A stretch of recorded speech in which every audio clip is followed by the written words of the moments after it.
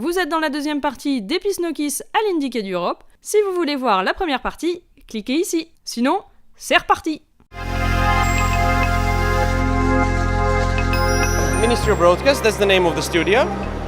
Also the name of the game, and we are from Czech Republic. We are 4 people studio we are working on, and basically the first game of our own. We are planning to launch it in the spring of the next year. For now we have 40% of the game. Everyone is writing the game, doing the game design, level design. We just want to have fun with political situation of the world. So basically we are focusing on the, this world divided by walls and reality show that we are living in. Then the main story of the game is basically about the system, about the country which is divided by a wall, and this system is giving you this stupid opportunity, like absurd kind of opportunity to escape through a reality show, and you need to become a star of reality show in order to escape. So they're making the show out of your basically struggle to survive. This is basically something that we are doing on our own, and we are investing our own money in it. Basically, we're not investing money, we're just investing our time. It gives us opportunity to explore and to do something that usually we don't have opportunity to work on while working for other clients, because usually how it usually goes in corporate world, it's completely up to us. So it gives us all this freedom in the world to basically create something that we are proud of. It's a small, really nice game that it's really fun, it's really hard. So if you like dying a lot, this is the game for you. If you like the old titles like Oddworld, Another World, Flashback, Prince of Persia, this is the game for you. Try it, and that's it.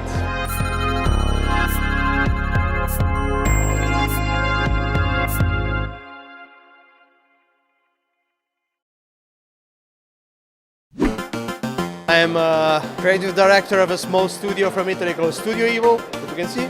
And my game is Super Cane Magic Zero. It's a game about saving a magic dog and talking to a giant cake. It's an action RPG based on a very popular series of cartoon and comic books from Italy. It's kind of a silly mix between silly and cute, mix between Diablo and Zelda. So meaning that there's dungeons that work like with mini puzzles and enemies to defeat, bosses. One thing that makes the game unique is that you can play it up to 4-player in local cooperative mode.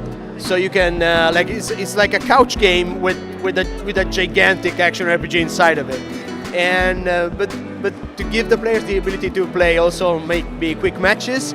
So we created an arena mode. So you don't care about the story, you don't care about the loot. You just drop in, you fight your friends in an arena, and you have fun. I wanted to make video games since I was a kid.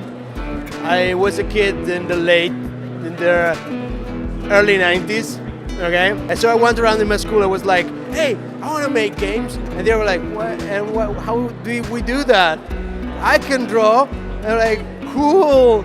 And I would do pixel art on my Amiga computer. And then this is how I started. It's the weirdest action RPG you ever play. If you want to play another RPG that is not weird because you're a boring person, it's okay, fine. I'm not forcing you. It's cute, and its strangeness makes it unique. So you really won't find an adventure like the one we have crafted. Super Cane Magic Zero!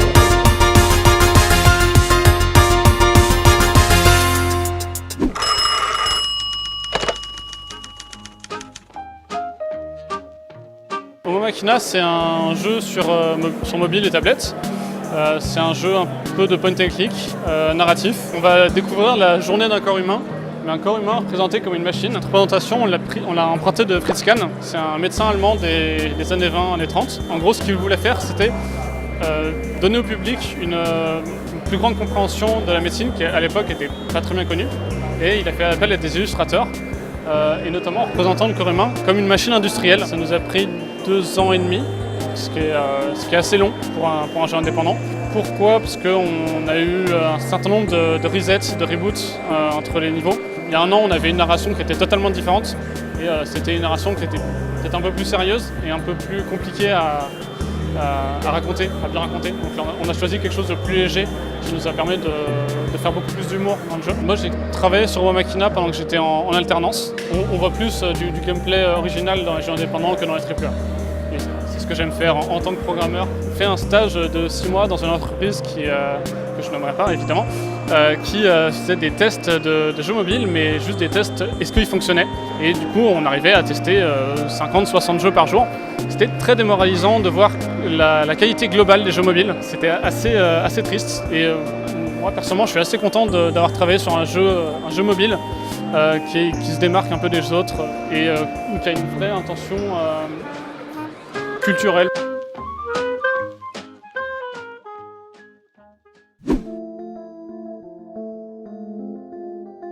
Smalltalk is an interactive narrative game based in a 2D, 3D world, and it takes place at a party at the end of the world, and you meet surreal characters, and you're able to talk to them and actually kind of get to know them a little bit better and kind of figure out their innermost feelings.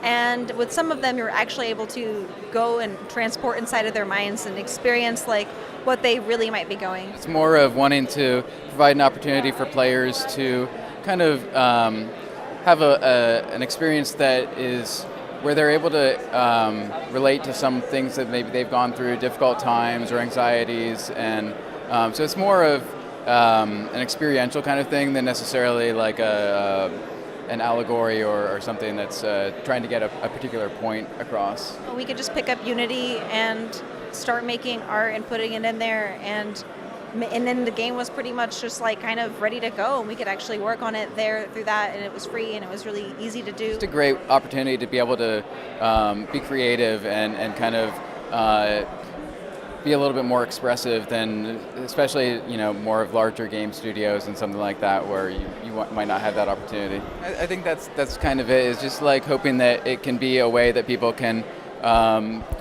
feel more connected. We've been working on it for about 1.5 years now, and we're not quite done. We still have a few more months to go on it. I hope you feel something.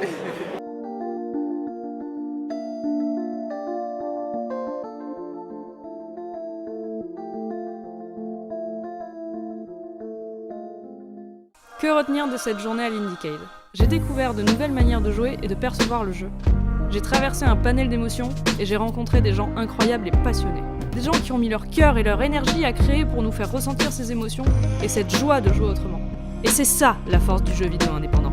Cette force que ne peut égaler un AAA aussi beau et bon qu'il puisse être. What I like about indie is that you can create your own stuff. Large company, of course, has more resources, and we have less resources. But indies can dare a lot more. So maybe it's unfair for the big guys that aren't able to dare because they're so expensive. They have to make the same games over and over again. There's a less pressure about delivering a product and more like a force, a creative force about delivering something that you love. So it doesn't mean that AAA games don't have the loving force behind them or that indies don't need to have a business mind, otherwise they stop making games really quickly. So, but in indie games, it just, the balance of the things is a little bit more on the heart, maybe. Well, this is how I like to think about it. Car la beauté de l'indé est plus profonde, plus viscérale. Et si vous ne vous êtes pas encore intéressé à cette catégorie, n'attendez plus. C'est un océan de jeux où vous trouverez forcément celui qui vous fera rêver, rire ou pleurer, celui qui vous tiendra aux tripes ou qui vous touchera le cœur. Et c'est dans cet océan que j'ai décidé de naviguer, pour donner plus de visibilité à ces jeux et ces éditeurs qui le méritent, pour vous les faire découvrir, mais aussi et surtout, pour ressentir une foule d'émotions.